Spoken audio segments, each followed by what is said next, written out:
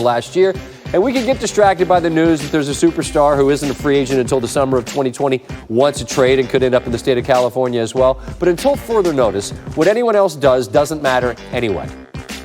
I'd try to hurry up and get out of right now, too, if I were the rest of the NBA, because Golden State's Golden State. Steph Curry needs 3 more three-pointers to reach 200 on the season, something he's done 6 straight seasons. Routine. He had 6 in his last game.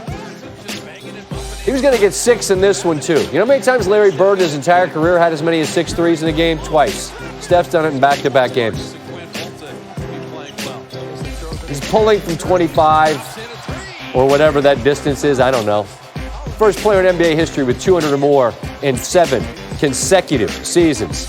Time winding down. You know how Luka Doncic does that step back at the top of the key? What is this? What is that? What are you supposed to do with that? 6 of 8 from 3, 26 to lead all scorers in the half. Remember what happened? When... Oh, no! He had some oh-no moments, slipped against the Lakers, then airballed a 3, so it all went wrong. And didn't he went on with like Corden, right? And he explained what happened. Didn't sing, I don't think. Oh, there's the dunker. Are we going to put Clay in the dunk contest? We should, because he's a very enthusiastic dunker. But you see what happened with Steph? He got thrilled, and he slipped on his own warm-up. That's about the only thing that went wrong. Here's Steph after the game on what happened. He started an earthquake situation or something. I succumbed to it on the sideline. It happens.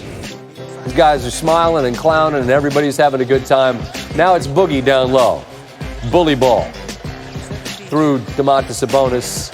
Again, same story. Cousins goes for 22, 6 rebounds, 4 assists. They roll by 32. That's kind of a cool moment. Young fan. Wow, signed and everything? Well done.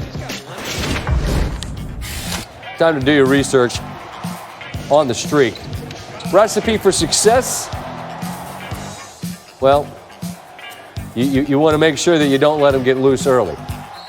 Like 11 of 11 in the first quarter.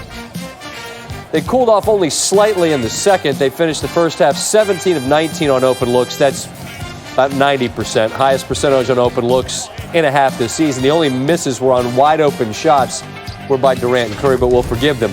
Regardless of the miss, Curry still had a remarkable first half. He made 5 threes in the first 24 minutes, the 70th time in his 10-year career that he's made at least 5 threes in a half. The next most over that time is by a teammate, Klay Thompson, who has done it 35 times.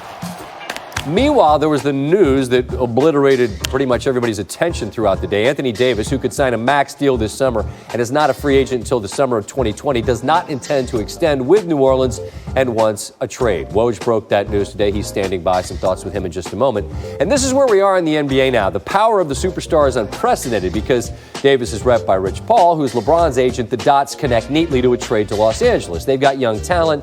They aren't limited like Boston is at the moment because of the presence of Kyrie Irving, which has to do with Supermax players. It gets a little bit cumbersome, but that's why they can't sign him right now. Celtics could make a move after July 1st, and they have a pile of assets from which to deal in theory. I'm just so tired of this thing we do where we don't exist in the present. We are forever in this race to the future. Then when we get there, we go further down the road. And that's just not how life works, unless you're an NBA superstar. In Davis's case, he can accomplish his goal if the Pelicans want to get something done immediately to move on from one of the top, 5, at a minimum, top 10 players in the league. As the NBA says it's investigating the trade request for tampering. Some thoughts from the Pelicans on the news. Drew, what do you think this franchise needs in order to be able to keep a player like Anthony Davis? Can't tell you. When you guys you don't even start to think about why someone would leave a situation. I mean, this would be the most expensive contract in NBA history. Right. Again, I guess Anthony's leaving, so I don't know. If you had won a few more games, Alvin, do you think that his attitude about what his future would have been any different? talking to him? See, you're asking me a question that only he can answer. I mean, I can't answer that question. You would have to ask him that question right there. I don't know. That's something he'll answer in the coming days. Adrian Wojnarowski is with us. It's your fault, all of this day. I wake up and I'm like, here we go. And you give the meat to the machine, right? And everybody's just devours it. And everybody's got it figured out by lunchtime, right? They want him traded to the Lakers by lunchtime because Boston can't participate. But New Orleans